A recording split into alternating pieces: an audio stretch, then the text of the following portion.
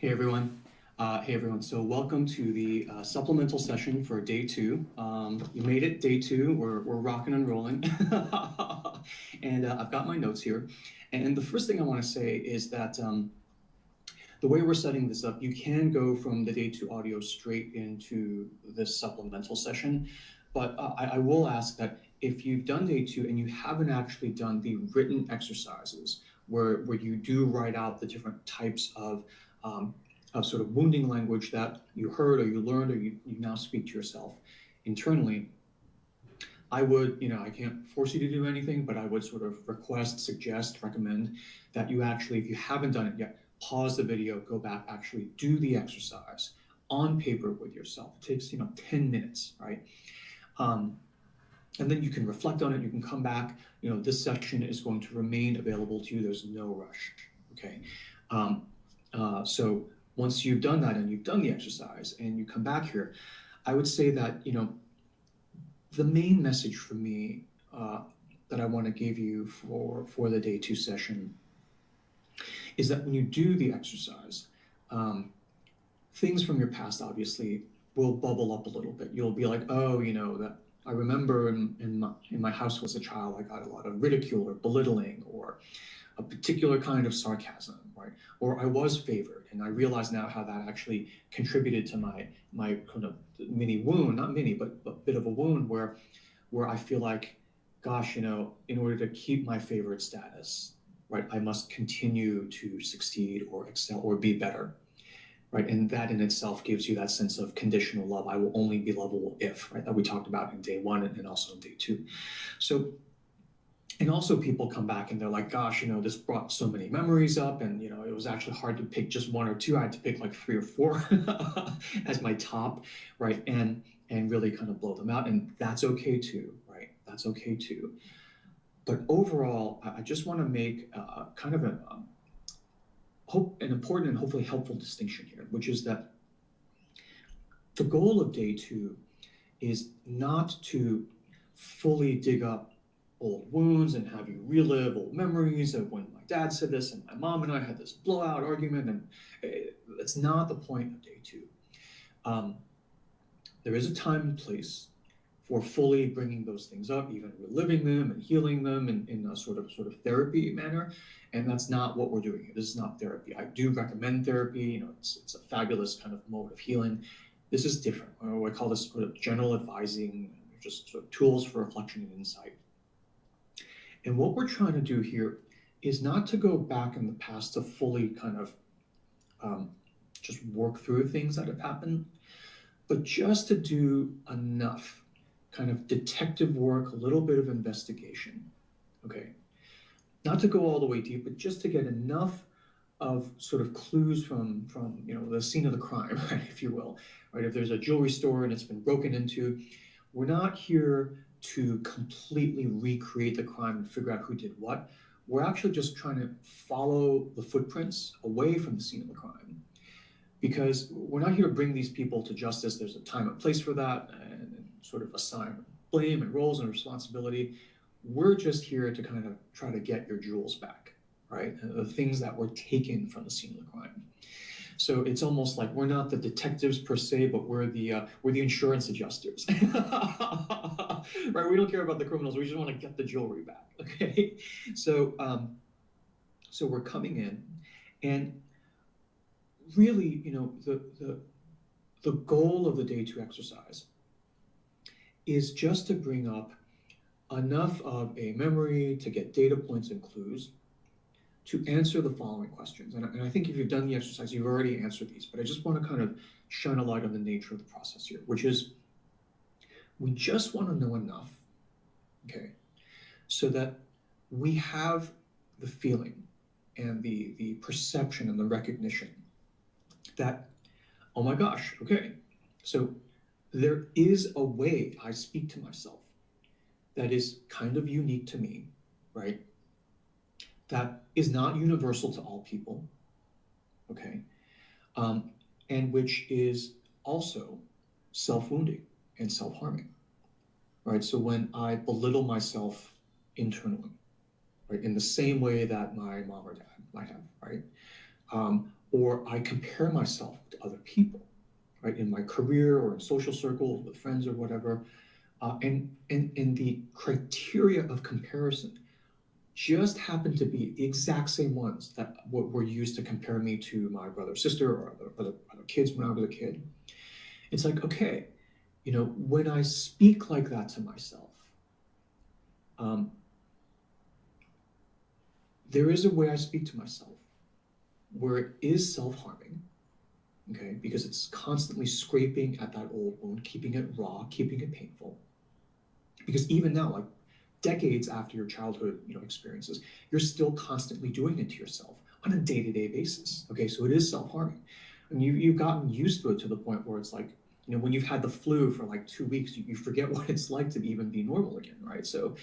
Um, so you are in this state of kind of anxiety, anger, sort of intense self-pressure on yourself, but it kind of feels normal at this point, right? But the big takeaway from day 2 is that there is a thing that you're doing, right? That is not, I don't want to say not normal, because I think most people in the world do this to themselves. So I guess it is normal in a sort of perverse way, right? Because everyone does it. But there is a way that you speak to yourself that is self-harming, self-wounding. And there is a very rational sort of trail of cause and effect that has caused you to speak like this to yourself, right? In other words, you learned it as a child from the parents or school children, classmates that you hung out with. You kind of got this ambient kind of environment or scenario from which you picked up this uh, this inner script, certain parts of which are highly self-negative. That's all we're going for. And we want to fully sort of relive every single last minute of how you got this. We just want to know, okay, there's a thing, there's a way you'd speak to yourself, it is self-harming, and you picked it up from somewhere. And it's perfectly reasonable how you picked it up. Okay. The other thing I want to note then is, because of that, we're also not blaming anyone. Okay, so the number one wounding language is blame, right? So when we're doing this process, we are not actually ourselves blaming our parents or teachers or anybody else for this, because we see this kind of self-language as an intrinsically inherited phenomenon. And we'll get to this more deeply in day 4 when we talk about so parents and their sense of conditional or unconditional love for you. But when we talk about this, right, we say that we got it from, if it's in your case, we got it from our parents, but it's not our parents' fault. Why is that? Well, because our parents weren't born, they didn't come out of the womb talking like this to themselves either, right? They had to learn this language from somewhere too, right? They had to learn it so that they could speak it to us and do the same thing to us, right? So then you say, okay, so when they were born, they didn't speak like, they had to pick it up from somewhere. Where did they learn it? They learned it from grandma and grandpa. Okay, so it's grandma and grandpa's fault. Well, kind of not really, right? Because grandma and grandpa, when they were born, they didn't come out of the womb, right, speaking like this to themselves either. They learned it from someone too. Okay, and great grandma, great grandpa. So if you're gonna start trying to blame it, you have to go back like 50 or 100 generations. I mean, the root cause is just kind of lost to the mists of time, right? So we just kind of lose the thread. We're just like, who cares, right? We could similarly blame someone 100 generations back for the fact that our hair color is the way it is, or our eye color is the way it is. You could blame someone for the fact that we speak English right now. Like, I speak English because my family spoke English when I was growing up. Big deal, right? When I teach this to kids, I'll say as a counterexample, whose fault is it that y'all speak English right now? They'll look at us like, it's no one's fault. It's like, yeah, you got it from your parents or from your school, but it's not their fault, right? It's not their fault. It's inherited, okay? So then the reason I bring that up then, the fact that we're not blaming, is to bring forth another point out of the day 2 session, which is the following: that so you got this thing, it is self-harming and self-wounding. You picked it up in a certain way, And it's not their fault that you picked it up or that they transmitted and did it to you. It's not their fault. And we'll get into this more deeply in day 4, but for now we'll just say that. If it's not their fault, then it is most certainly not your fault either. And that is the deepest point I want to make here, okay? Because when we go through this exercise and you discover, oh my gosh, it's like I speak to this like you're right. I do self-comparison, do comparison making with other people in a very negative way to myself. I do blame myself. I do ridicule myself. I do get angry at myself and angry at the people around me, right? And I got this from my family. But then many people will take that next step and say, and the fact that I now, as an adult, continue to say this to myself and continue to say this to my spouse, right, or my children or my coworkers, I'm a bad person. I'm doing I feel terribly, right? And you will blame yourself, right? And the only additional perspective I want to give here is to say, it's not your fault that you picked this up. Just like it's not your fault that you have the hair color you do, and just like it's not your fault that you speak the language you do, or observe the religious cultural customs that you do from your family, right? None of that is your fault. Now, it will feel like it's your fault. Why will it feel like your fault? Like it's your fault? Why do you have this instinct to blame yourself? Because that's part of the overall wound, right? So the fact that you discover something like this in day 2, and then you have the additional instinct to say, aha, it's my fault. That is part of the wound as well. And not only is it incorrect, not only is it not your fault, that impulse to blame yourself is also not your fault, right? So there are layers here that are just, it's just a rusty old thing. You've had it for a while. We've all had it for a while. And I just want to gently kind of peel back the layers very gently. And note that we're not going deep into the past, experiences that brought us here. We're just like, I just want enough clues to say, okay, what the heck is going on here? What are the footprints leading away from the scene of the crime? And, your natural tendency will be to say, whose fault is it? That's all part of the crime scene. And then your natural tendency to blame yourself, that's all part of the crime scene. It's all part of the insurance quote of how we're going to do this insurance adjustment, right? And do the healing and reimbursement and recovery. Okay, that's all part of it. That's all part of it. It's nobody's fault. It's not your fault. And even if you feel like it's your fault, that's not your fault either. Right? This is just a thing. Okay, so then at that point you may say, well, okay, if it's nobody's fault and we can all just be like kumbaya, whatever, nothing's anybody's fault, fine, whatever. Are we done? Are we then healed? Is this your magical sort of solution in day 2, Artie? And the answer is no. Okay, because just like if you got a gene, okay, that made you predisposed to arthritis, right? The fact that you got the gene, not your fault, but the fact that you're going to get arthritis, right, is still a problem. Now, this problem's nobody's fault, but it's still on your plate. We still got to deal with it, right? So maybe it's nobody's fault that the jewels got stolen and taken away, but we still want to go get them back, right? We still want to go get them back. And so in day 3, we will address this very deeply, because what happens now is that all of the sort of wounding, self-wounding language patterns that you picked up, again, nobody's fault, but the fact that you picked them up, this constant self-pounding will have had a secondary effect where it will have pushed away and exiled a core inner part of you. And it is that missing part of you, as we've said, that is the exact wound. Right? The fact that the jewels are no longer in the jewelry store, that is the source of our pain. That is the quintessence of the wound. Okay, and the reason I even ask these questions about what kind of language did you have in your childhood, et cetera, is not to relive it. It's just to figure out clues of okay, given that kind of language, we can now have clues as to what part of the jewelry store was ransacked and what precise pieces were taken, and even clues about where they were taken to, so we can go and get them back.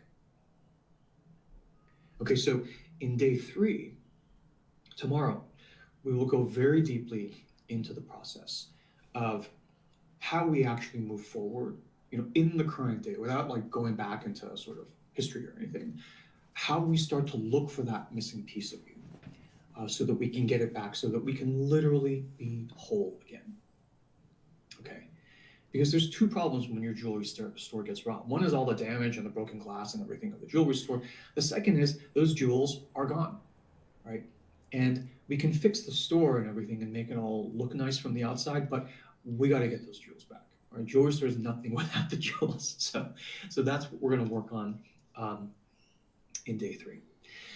So that's the first thing I wanted to say in this day 2 supplemental. There is a second topic I wanted to bring up here as well, which is actually not, strictly speaking, related to what we talked about in the day 2 session. And I want you to consider this next topic completely optional. It's just kind of a footnote, extra bonus topic, if you will. And it may apply to you, and if so, that's great. We'll use it as a tool for especially day 3 going forward, recovering, looking for additional clues to recover that lost part of ourselves. And if it doesn't apply to you, that's okay. It's not required. Okay. Now, the topic I'm referring to is dreams. Okay, so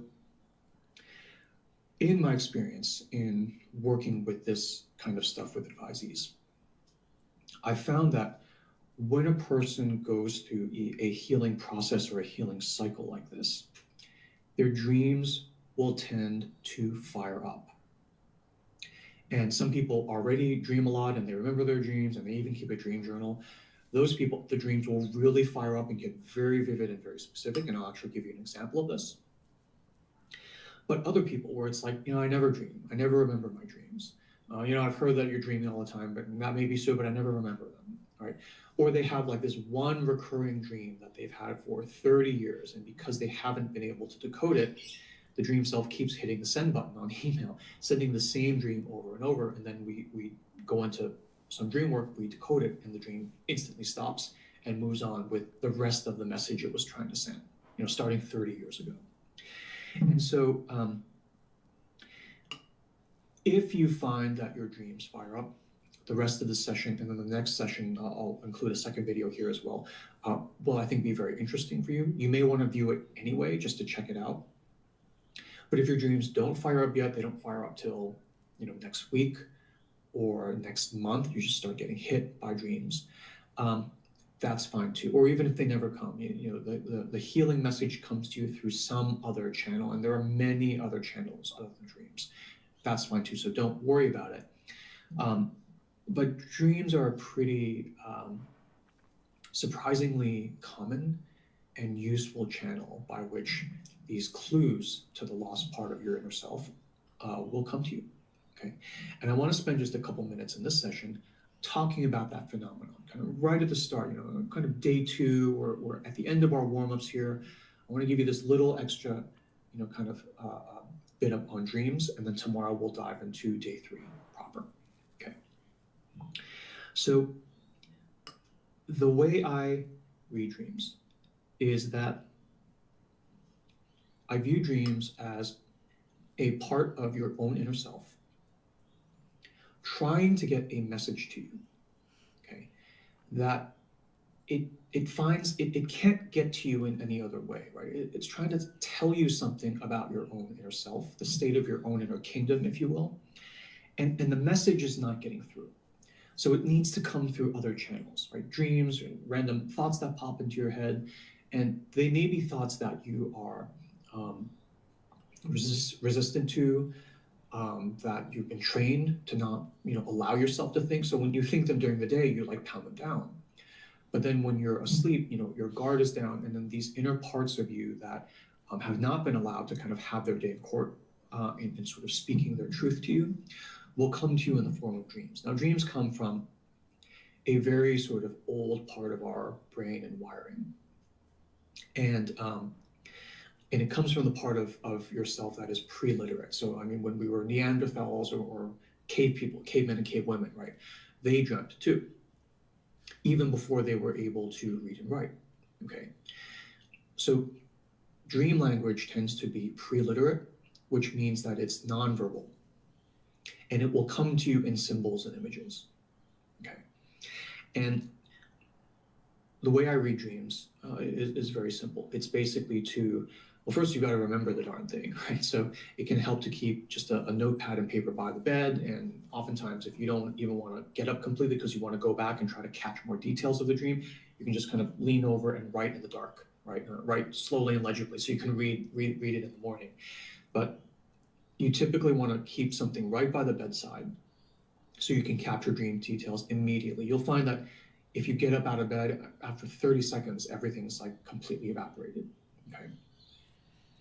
But then when you get the details of the dream down, I mean, there are many ways to read dreams. The style that I use is to regard every major actor and player in the dream as a symbol of a separate, different part of your own inner self, okay? So when you dream of a friend, right, who is the same gender as you or a different gender as you, and that will be a symbol of one part of your own inner self. If you then dream of a horse or a dog or a cat, that will be a symbol of a different part of your inner self. Objects and places count too. So if you dream of your childhood home as opposed to your current office where you work, that building, that structure will be a sort of symbol of an umbrella overall container side of yourself, right? And then even objects count as well. So if you dream of a tower or a tree or a well or a cave or a ball, right? Those will all have different symbolic meanings, and they will all represent different parts of your own inner self. So then how does this work? What is the dream doing? Because the dream is pre-literate, it is basically putting on this kind of little bit of a finger puppet show, right? Trying to play out for you its message, kind of like playing a game of charades. Okay, it can't just send you an email. It's the impact of a dream is emotional, intuitive, not just literal and linear. So it will play this sort of finger puppet dream out, and it'll be like, did you get it? Right? And just like in charades, if you didn't get it, it will keep going until you get it. It will go for 30 years with the same recurring dream until you get that message, or until the message becomes no longer relevant and it'll just change to something else it wants to tell you, right? So in this way, a dream is very much like any kind of physical pain or sensation, right? If I twist my ankle, the ankle will throb, the ankle will inflame, and it will send pain messages to me. Right? If I haven't realized I've done it, well, when I feel the pain, I will be compelled to look down and attend to my ankle, right? Until the pain goes away. And a dream is very much like that. The most classic form of dream that someone in a healing cycle will get, where, again, the goal of the healing cycle is to find that lost part of you, right? That you have exiled through no fault of your own, and bring it back into the boat with you so that you can have full reconciliation with it and you can literally become whole again. Okay, so this is our task at hand. We're looking for the lost jewels, okay, the stolen jewels. The most common form of dream that will come up in a healing scenario like this then is a dream where you are being chased. Okay, and it can be from a boogeyman, it can be from a tiger that's chasing you, an animal, it can be an object, it can be like just general sense of invaders trying to get into my home or whatever, right? But when you are being chased, the chaser is a powerful symbol of a specific part of your own inner self. And the chaser then often will correlate to this lost part of your inner self that you are actually trying to look for, right? In other words, it is that exiled part of you trying to get back with you and you're somehow, it's exiled. And oftentimes we exile parts of ourselves without even knowing, because we're constantly, blaming it, comparing it, ridiculing it, pushing it away, because we've been trained to, through no fault of our own. So this exiled part of us is trying to get back to us. And it can't do it through sort of, during the day, because we're constantly pushing those thoughts and those parts of us away. So it comes to you at night. And if you don't remember your dreams, or you're not open to dreams, it will use, just sort of the theatricality of fear, or you're being chased, or it may even wake you up at 3 a.m. where you're like in a cold sweat.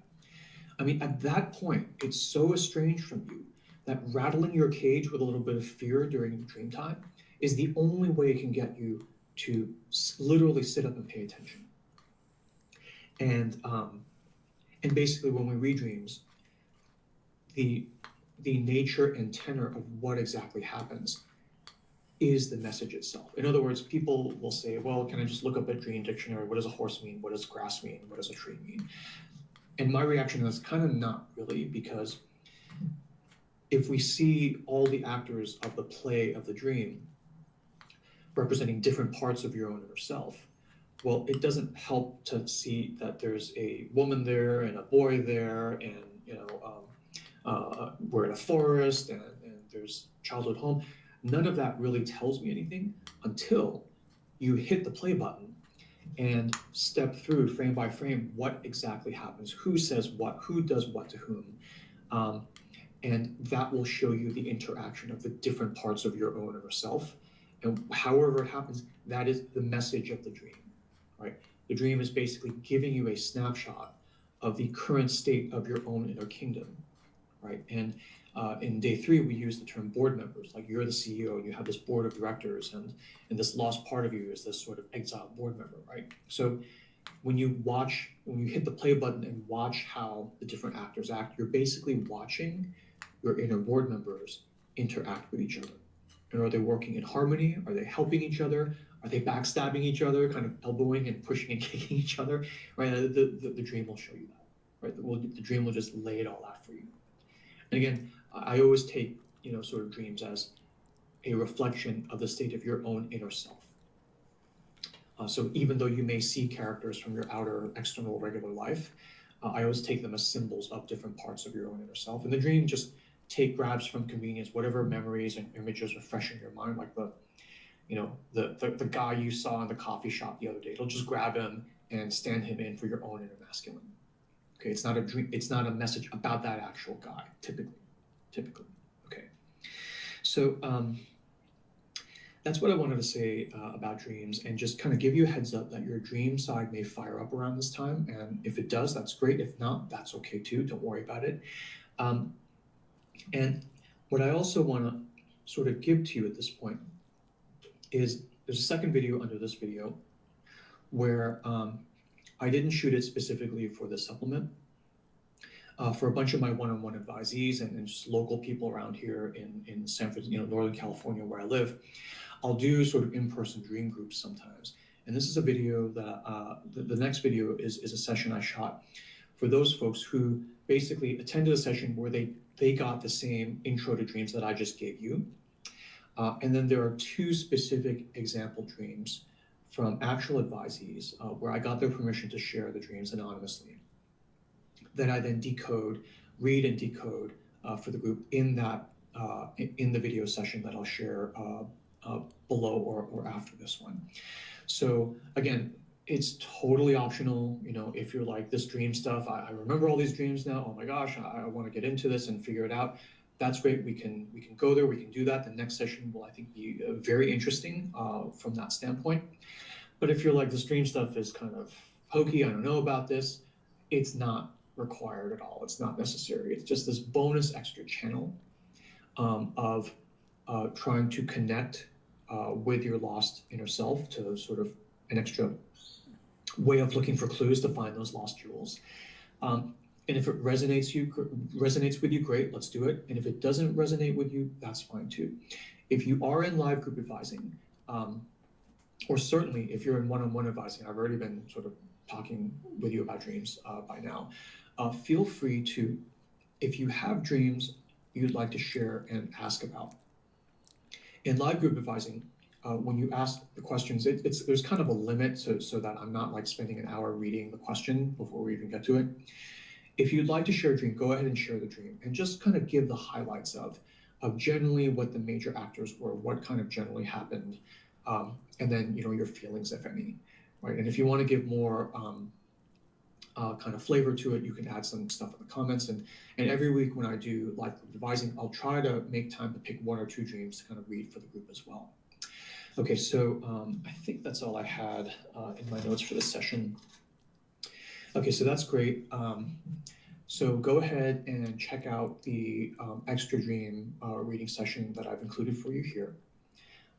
If you haven't done the day 2 exercise, please go back and do it. Don't need to spend too much time on it, but just get a thumbnail sketch of just like what your inner scripting is looking like these days and kind of generally where it came from. No need to go too deep. And then, let me know in live group advising or one-on-one what kinds of things come up for you, what your reflections and insights and certainly questions are.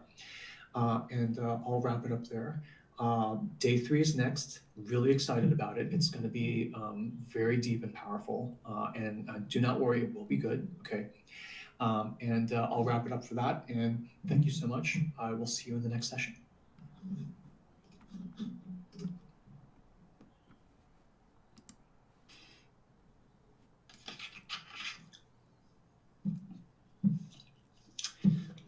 All right, hey guys.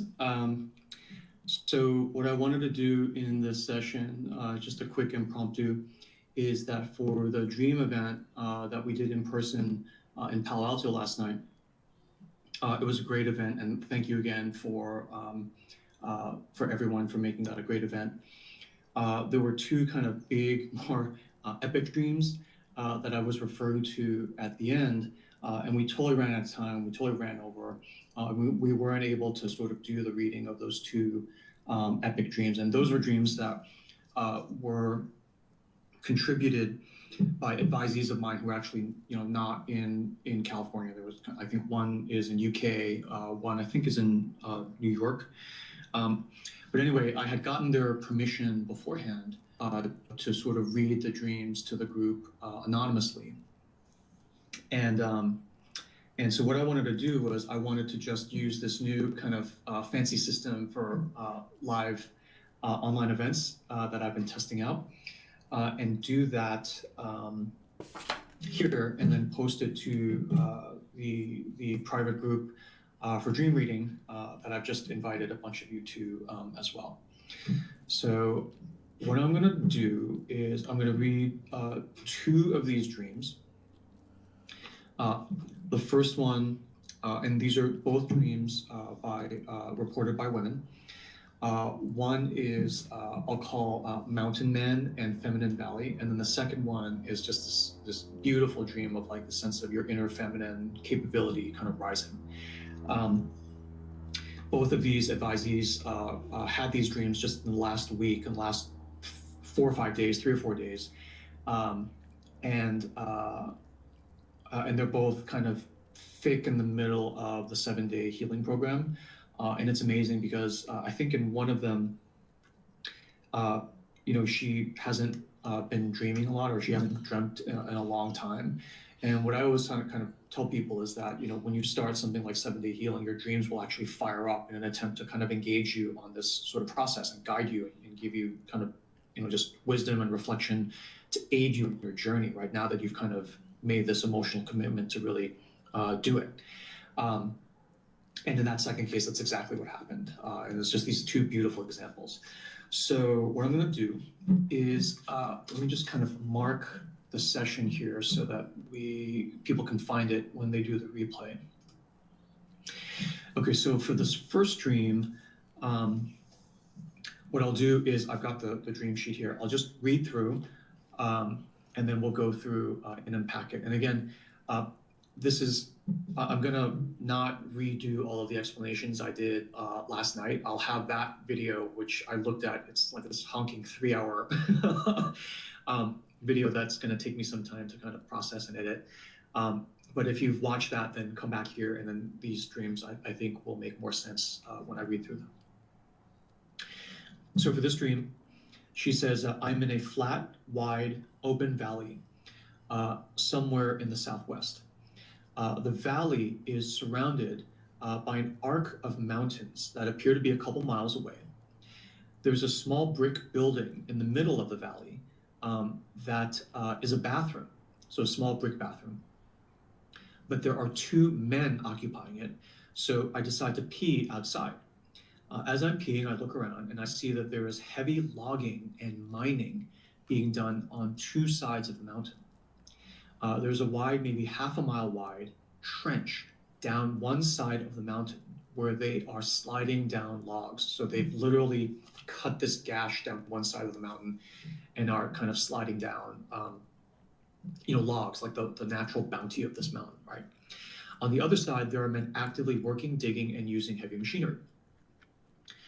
As I watch, a wild mountain man comes running out of the mountain towards the men who are working. He is large, maybe 6'5", 300 pounds, and long, unkempt hair and beard. And the way she describes this, I think of like Harry Potter and Hagrid, right? This big guy coming out. He's waving his arms at the men who are working and pointing at the top of the mountain. So he's waving and pointing at the top of the mountain. Then an overhanging cliff on the side of the mountain where the men are working starts to fall. The mountains all around start to dissolve and move. The rock is flowing like water, like a volcano, moving down the mountain. This is not lava. It is rock and sand and gravel, but it is flowing. It is as if the mountain is intentionally reshaping itself. Soon, all the logging and mining damage is completely covered in rock. The mountain has reshaped itself, and the logging, as if logging was never there. They have, and the mining and logging were like never there. There's no sign of men either. They have all simply disappeared. The mountain has reshaped itself and buried the men in all of their work. The mountain man is looking around and then walks back into the mountains. End of dream. Okay. So what I'll do now is I'll just kind of rewind, go to the beginning of the dream, and then just walk through piece by piece. Yeah. So for me, as I've said in the session last night, bathroom is not awkward or embarrassing. It's a place of release and purification. You go there to release, you poo and you pee, and then you have ritual purification. You shower, you wash your hands. It's where you go to kind of renew and refresh yourself. This bathroom, and remember, this is a woman who's having the dream. This bathroom is being occupied by her own inner masculine in a dual form, right? So there's two men in this bathroom. So she cannot release properly. She cannot go to the bathroom because, so she pees outside. So she still gets to release, but she has to work around the inner masculine who is dominating and occupying your natural, normal place within yourself of release and purification, right? So this I see as a kind of overbearing presence of your inner masculine. And I say overbearing because there's like two guys in one bathroom. So it's like, okay, overbearing presence of the inner masculine. And again, we all have inner masculine and feminine strands in us. And we always, when you're looking, you kind of want to see a balance. And here there's one feminine, two masculines. They're both in the bathroom and blocking her ability, not in a hostile way, but they're like kind of, stuffing themselves in there. And she still gets to release, but she has to do a workaround and pee outside. Okay. Then as I'm peeing, as she's releasing, she looks around and sees the scene of heavy logging and mining. Okay. So this for me, and she says specifically that it's all men working and mining, digging into the earth, extracting value, and logging, going into the forest, cutting down the trees and extracting that value and that bounty. So for me, I really see this as, the inner masculine, and the hint is also from the bathroom kind of feeling of it too, right? where the inner masculine is improperly exploiting the valley slash mountain. And for this, I see the valley and mountain here being a symbol of your own inner feminine as well, right? So that this sort of mountain sloping down into the valley is this very sort of feminine curve, kind of bounty of Mother Nature, kind of image. And the inner masculine here is attempting improper union with the inner feminine. And we talked all about, what sex means and improper union in our talk last night. So here, the inner masculine is attempting improper union with the inner feminine to tame her wilding in some sense, right? And trying to kind of extract, to take what is not given, right? To take what is not given.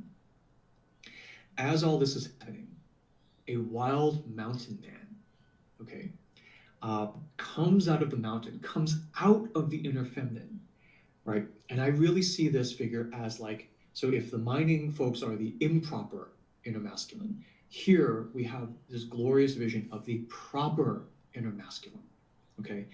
And I write to her, Hugh, I love this guy. And it's like a Hagrid, and Hagrid in the Harry Potter series was all about, the nature and sort of being good to all these beasts and animals, giant spiders, that everyone else feared and wanted to kill. And he was like, don't kill Fluffy, he's just misunderstood, right? So I really resonate with the sort of Hagrid-esque image here. He comes out and he's waving his arms at them and he's trying to warn them, right? And pointing at the top of the mountain.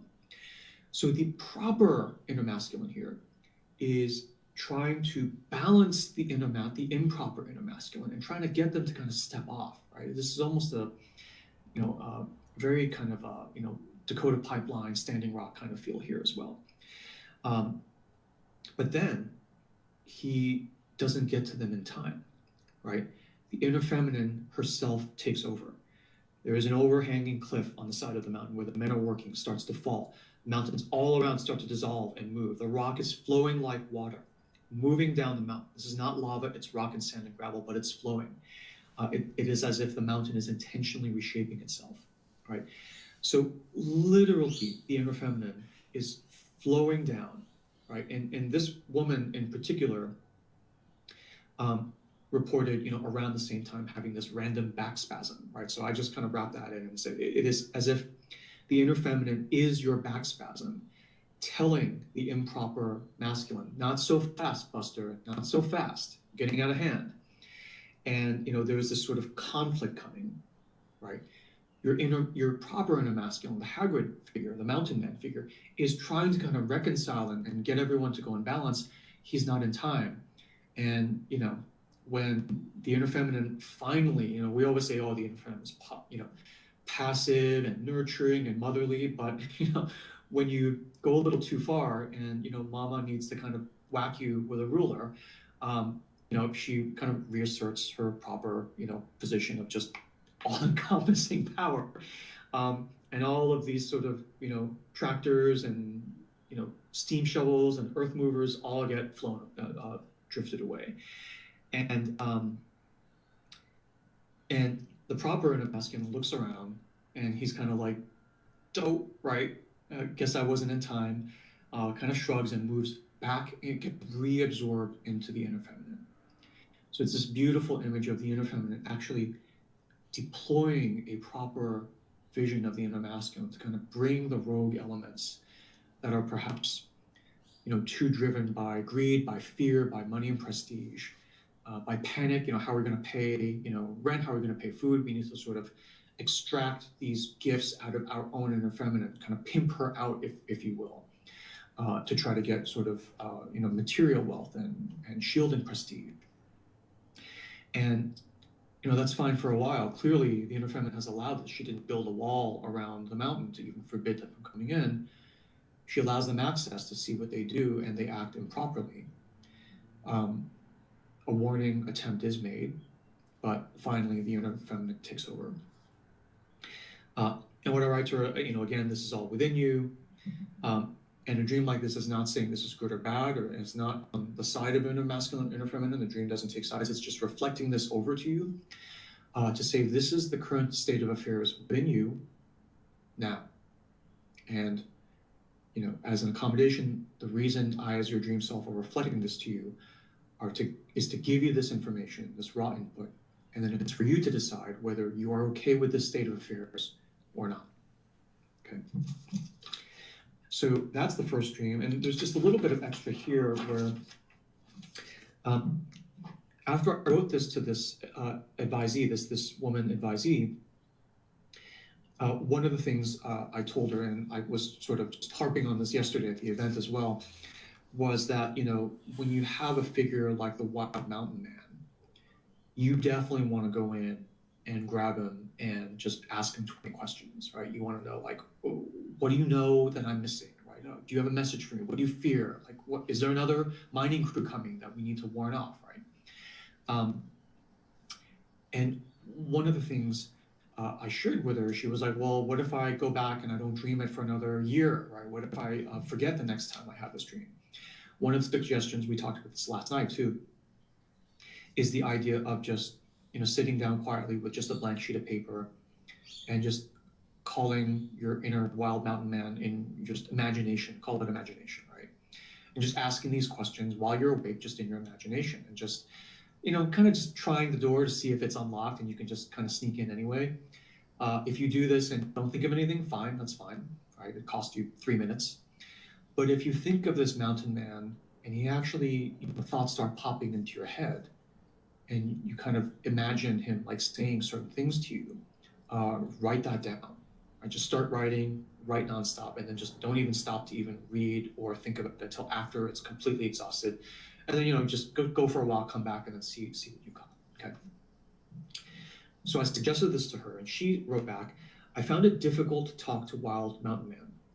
I was not getting any responses. So I wrote a letter to my inner masculine. It was just fascinating, the creativity, the resourcefulness here, right? And that opened up the flow. I told him I wanted him to come home, that I need his help, that I feel stranded and incomplete, and I want to feel his strength and resolve, his wild native intelligence. Absolutely beautiful. I told him that I have suffered enough, and this, saying this to him, gave me pause. This is the woman speaking again. I don't think I've ever said this or felt this before. And it related directly to something that I am, inner masculine, said to me. In another dream, and this is the beauty, it makes you think of past dreams and it snaps them all into context. She says, in another dream I had earlier this year, a man in the dream who felt similar to Wild Mountain Man was taking me away from something. We were in a speedboat on the ocean, ding, ding, ding, on the ocean, and he was driving. So inner masculine was driving here. He was driving the boat very fast, and it took a long time to get to the island where he left me on the dock with instructions to walk deep into the island. This is a remote island out in the middle of the ocean of your inner self. Your inner masculine drives you there in full safety in a speedboat, drops you off there on the dock with instructions to walk deep into the island. There was an old man there that I could trust. Stay there and wait for him, the inner masculine, in the speedboat to return. Beautiful dream. I won't even read that because there's more she wanted to share here. And she said, because of that dream that gave her this feeling of trust with the inner mountain man, I asked inner masculine if he wanted to protect me. And she writes out in dialogue form, here's the rest of the conversation. I believe you want to protect me, but I have not let you. Is that true? Inner masculine, yes, that is true. I do want to protect you. I have tried to protect you from a distance. I have tried to get you to safe places. I have tried to steer you out of danger. And it hurts me that you resist. It hurts me that you put yourself in danger over and over. Why do you do that? Her. Why do I put myself in danger? Him. Yes. This is her. She says, I keep thinking, the woman speaking here, I keep thinking things will change, things will be different this time, so I try again. I keep thinking it must be my fault. If only I were better. If only I could find the right thing to do, things will change. Inner masculine says, you are very brave, but you are foolish. Things will not change. They are what they are. If you were in danger before, you are in danger now. That will not change. It is up to you to get out of danger. You must leave the dangerous place forever. It will always be dangerous. It will not change. And then she goes on to say, the last part, I think, this is the woman speaking about her dialogue.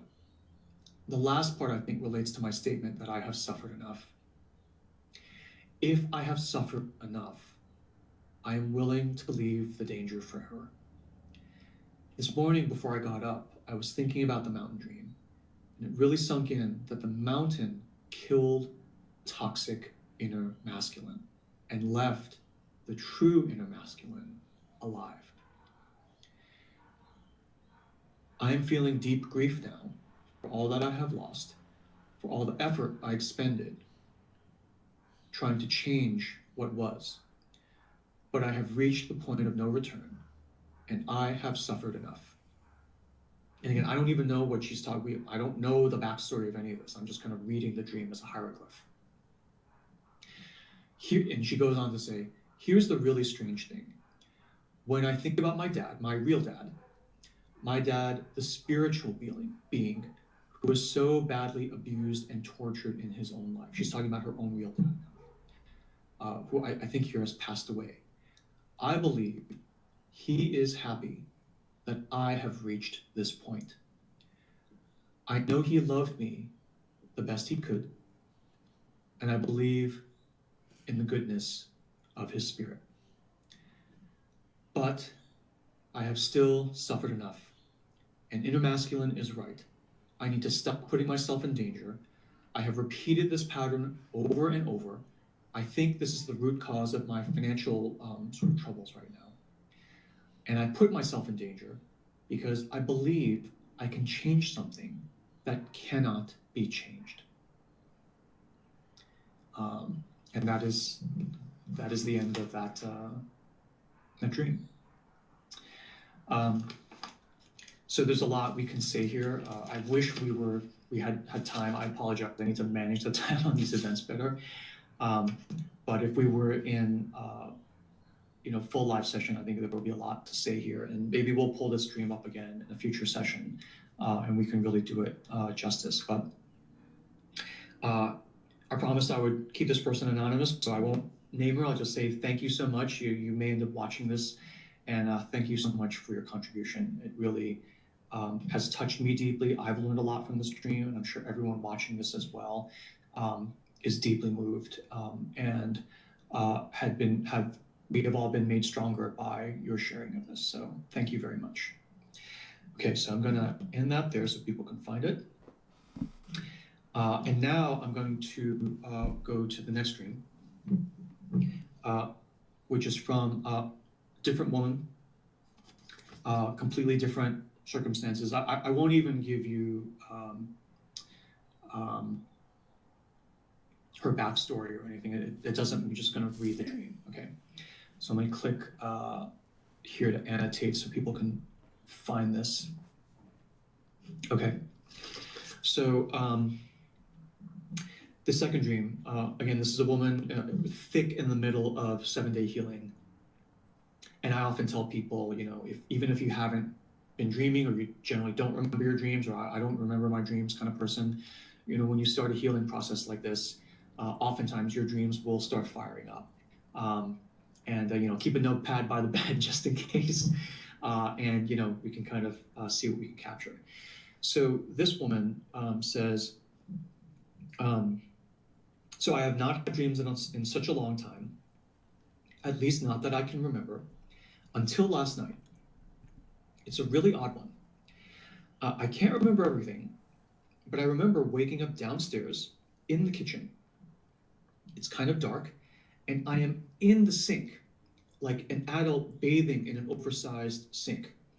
I am naked. It seems like a scene after a really wild night. And I look up, and there's a tree which has crashed through the ceiling directly above me. It's huge, and its roots are dangling. Okay, and among these roots is a human leg. Okay, that's when I feel blood dripping on me and realize someone has been murdered. I run outside. I don't seem to be naked anymore. And there's a neighbor outside next door. And I try to tell her someone's been murdered, right? And I'm scared, but she seems skeptical, like maybe I'm a threat, right? Soon, a crowd of younger people are there, maybe high schoolers. And I'm asking if someone can call 911. And the call is being made when I wake up. Okay. So I'll just read back kind of how I read it for her. So I can't remember everything, but I remember waking up downstairs in the kitchen. So I say, so a house in a dream is a symbol of your whole self, where all the different parts of you come together and interact.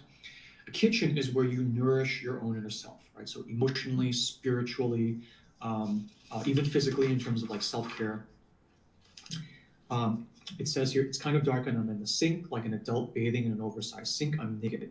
So here, you are exposed and vulnerable in the kitchen area where you nurture your own self. But there's also a feeling where you're kind of in a womb, right, in the kitchen. You're bathing in an oversized thing. So when you say bathing, I think of like the water's probably warm and nice and the tub is filled, so you're kind of taking a bath. And you're cradled naked, so you're literally kind of in this fetal position in the sink, receiving a kind of nourishment, right? Kind of spiritual, nurturing, self-care, self-love in this kind of center of self-nourishment, the kitchen of your own inner self. Okay, so this is where you are. But you are vulnerable. You're vulnerable. Okay. So it's like a scene after a really wild night. And, I associate that was when you really go on a bender, you kind of wake up and you don't even know where you are. You don't know, you barely remember who you are. It's kind of like you've died and been reborn or transformed. Okay. So the positive spin on like a scene after a really wild night. Okay, so then I look up and there's a tree which has crashed through the ceiling directly above me. And it is huge and its roots are dangling. So when you look up and you see tree roots, what does that mean? It means you're underground, right? And as we said, I kind of ad nauseum last night, the underground realm is the realm of healing. Those of you who are in continuing healing series and you've been like watching all of the or listening to all of the fairy tales, underground is healing. Down into the cave, down into the well, right? Down into the underground cavern of like the Devil's City Brother, right? All of these underground caverns are places of deep healing where you go to boil your pots, right? Sort of to go into grief, all these things we've been saying. And here, you're in this house, it's unclear where the house is, but you look up and you see tree roots, then it's clear where the house is. The house is underground. You are in healing. You are in healing, right? And also you're at the base of the tree. So I get into this more when we talk about the fairy tales, but the world tree, right? The tree of good and evil, right? The tree of everlasting life in the Garden of Eden, the tree that Buddha sat under, right? The sort of still point, the immovable point, which is represented by the tree.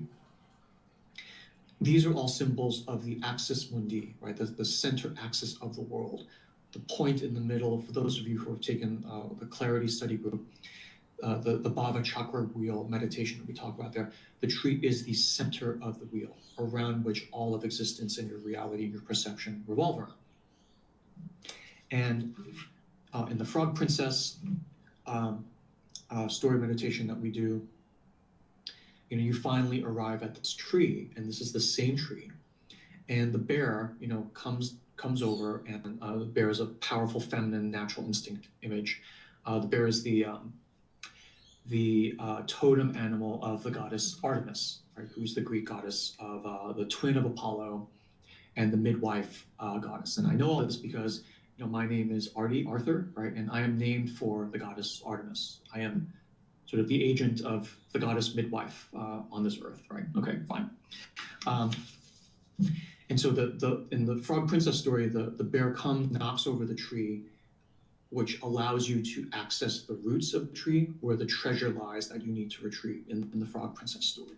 Okay, so all of these images come to mind when this woman in her dream is cradled in the womb of her inner self-nourishing in the kitchen, looks up and realizes that she is under the tree roots at the very base of the axis of the world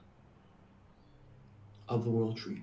She's at the base of the tree of good and evil / the tree of everlasting life in the Garden of Eden. Okay. So I look up and there's a tree which is crashed through the ceiling directly above me. It is huge and its roots are dangling. So its roots are almost like reaching down to her. Among these roots is a human leg. So legs and feet, as we said last night, are the symbol of two things. The first is mobility, your ability to sort of move forward in life.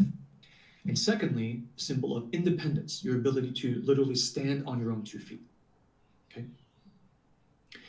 Here, it is severed and it is above you. So this then is the thing you need to reach up. This is the treasure in the root of the tree, right? Like in the Frog Princess, where you need to reach up and recover back to your own self. In other words, for this woman, by my reading of the hieroglyphics of the symbols of this, her own inner mobility and ability to stand on her own 2 feet is the thing she needs to reach up for and recover back to her own self. Her mobility, in a sense, is her exiled board member. Her ability to be independent is her exiled board member. And this is the thing in her dream, she is reaching up to recover back to herself. That's when I feel blood dripping on me and realize someone has been murdered. There's been a transformation that has happened, right? Murder, death, transformation of the spirit. So here, the dripping of the blood is dripping red because blood is red. And this, of course, as we said, this is one of the colors of the triple goddess. We talked about this last night, the triple cycle of white, red, black. So here, the way I read this is, this here then is the symbol of the full blooming red womanhood of your leg, the full womanhood of your mobility, forward mobility and independence as a woman, which is out of reach, but dripping down to you, right? And you need to get out of the womb and reach for it, right? And that's, again, what she does. She gets out of the kitchen. She goes out into the street. She tries to get help. There's all these other symbols of your inner self manifold out among the street. You're trying to get them to call 911, to call in reinforcements, to call in sort of help. And what are you going to do when you call 911? I mean, the first thing is you're going to say, I think there's someone been murdered. But really, what the fire department, fire truck's going to do when they come in is they're going to put a ladder up, they're going to go up, and they're going to retrieve the leg, right? There's a little bit of resistance here. The first woman she runs into says someone's been murdered and I'm scared, but she seems skeptical, maybe I'm the threat. So there's a sense of your own inner feminine is saying, no, don't be ridiculous, go back in, put your good girl mask back on and continue to smile, right? Your own inner feminine resisting this. And no wonder, right, why it's this feminine, red blood dripping image, feminine image of forward mobility and independence just out of reach, right? But right where the treasure is in the roots of the tree, right? And beckoning to you, dripping on you, the roots reaching out for you while you're in the womb of your own inner self, okay? But then what you do is you run into the high schoolers, right? And the high schoolers, again, children and babies are a symbol of the emerging part of your own inner self, right? And you implore them And because they're the next generation, this next emerging part of your own healed and transformed self, they make the call to 911 and, you know, get the folks in there to go up and get the leg back. The call is being made when I wake up. So the dream cuts right there, because that's exactly where you are in your life, as reflected in the dream. Okay. Again, I give her the message, you know, the dream is not saying this is good or bad. It's just, it's more like an X-ray. It's just showing you the current state of affairs within you. Right? This is all within you. And then it's up to you to decide whether you are okay with the state of affairs or not. So after I read this dream for her, she writes back, the goal of this year has been to find my path and my independence. Having this dream after being dreamless for so long and after starting this process is mind-blowing. I'm so grateful for your insights. You hit it every nail on the head. Thank you. And then I'll read a little bit more from a later email she sent. You know, she actually went in and actually interviewed her inner frog, and I won't get into who her frog is. That's you know, she interviewed it, and she said, you know, maybe it's not a part so much as it is my natural spontaneous personality, right? So she's trying to interview the frog, and it turns out she feels like maybe it's part of her natural spontaneous personality. Maybe growing up in such an abusive and repressive household cut off my ability to act freely, to move from a place of truth and authenticity instead of from a place of fear and complacency. You know, that question, that classic question, what would you do differently if you didn't care what others thought? She says, my answer is everything, right? The clothes I want, the words I use, when I laugh, literally everything comes down to what I think will make others like me. I'm not crazy, and people do generally like me, but I guess I still feel lonely because I know that people aren't seeing the whole me, and would they still like me if they did see the whole me? You know, when she asked the frog, you know, her natural spontaneous personality, are you okay? She didn't answer, but that's one of the questions that made her, the actual woman, like cry when she asked it. So she says, I guess there's a lot of hurt there. And, you know, when we asked the frog, this inner part of you, what do you fear most deeply? The answer was, I most deeply fear not being liked or wanted. I guess I feel that there isn't love, only approval, disapproval, and reproaches whenever I mess up or reveal something unlikable about myself. Even when she parties, she doesn't drink more than 1 or 2 drinks because she's afraid of letting go too much, and she's terrified of letting something slip, of exposure, right? So she doesn't feel like she's in a place where there's enough even voice to ask for anything. So these are her, you know, sort of after the fact comments, but, you know, this whole idea of like your own independence, your own ability to move forward in your own life, being severed, cut from you, exiled, out of reach. I mean, when you say spontaneous creative self, I think of, you know, dancing, right? Free expression, unburdened by language or any kind of, you know, structure. And you know, typically use your legs to dance. So that kind of really resonated with me as well. This is another one where I just feel like, you know, if we were in live action, we would have a lot to say about this one. But yeah, so this is the second one. I'll click done answering on this one too. And you know, that's kind of all I had for the session. You know, I don't know how this Facebook group will turn out. Will we continue reading dreams? Will I continue doing sessions like this? If you see the session, you know, leave comments in the comment box. Ask maybe additional questions. I don't know if I'll answer them here or I'll move them on to the other session. This is all experimental. I'm still kind of figuring this out. But I'll call it here. I'll cut it here. Thank you so much, and I'll see you in the next session.